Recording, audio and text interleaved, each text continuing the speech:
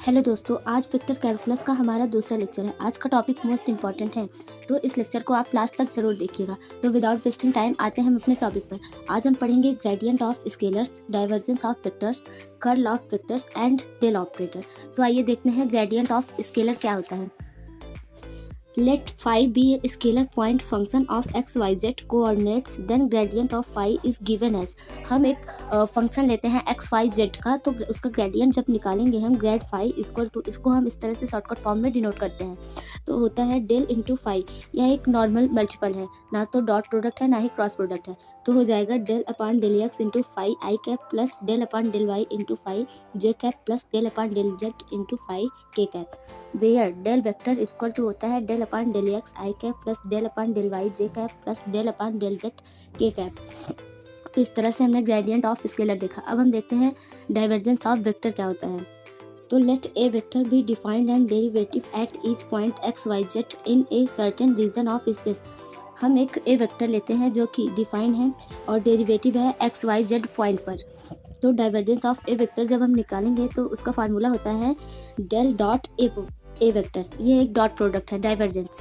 तो यहाँ हो जाएगा del upon del X I cap plus del upon del Y J cap plus del upon del Z K cap dot A X I cap plus A Y J cap plus A Z K cap.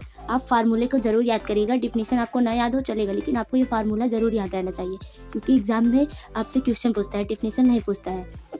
तो divergence ए vector बराबर हो जाएगा del upon del X into A X plus del upon del Y into A Y plus del upon del Z into A Z, where del vector equal to है del upon del X I cap plus del upon del Y J cap plus del upon del Z K cap, और A vector बराबर है A X I cap plus A Y J cap plus A Z K cap.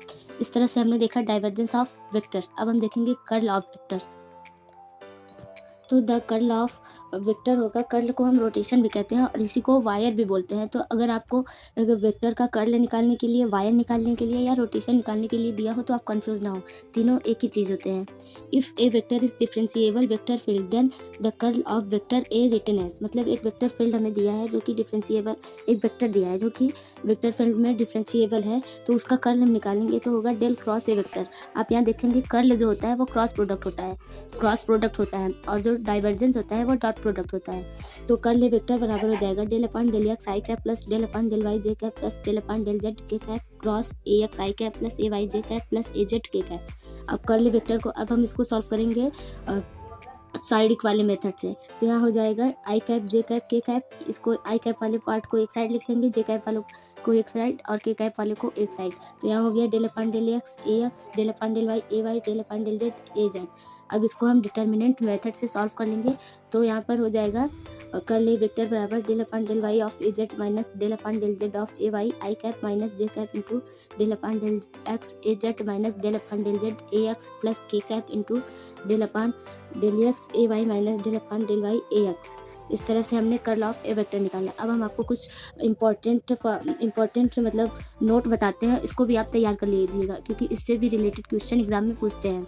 तो अगर आपको ए vector irrotational और conservative देता है तो उसका कर्ल जो होता है वो 0 के बराबर होता है। यानी कि क्वेश्चन आपको इस तरह से पूछेगा, if a vector is irrotational then curl of a vector क्या होगा। तो आप डायरेक्ट भी लिख सकते हैं। यदि अगर आपको इस तरह से भी क्वेश्चन दे सकता है, अगर कोई वेक्टर दिया है उसमें किसी की वैल्यू निकालनी है और उसको इरोटेशनल बताया है पहले से ही, तो आप कर्ल ए वेक्टर बराबर 0 करके उसमें किसी भी फंक्शन का वैल्यू निकाल सकते हैं। और दूसरा है if a vector is solenoidal, तो इसका डाइवर्जेंस जो होता है वो 0 के बराबर होता है।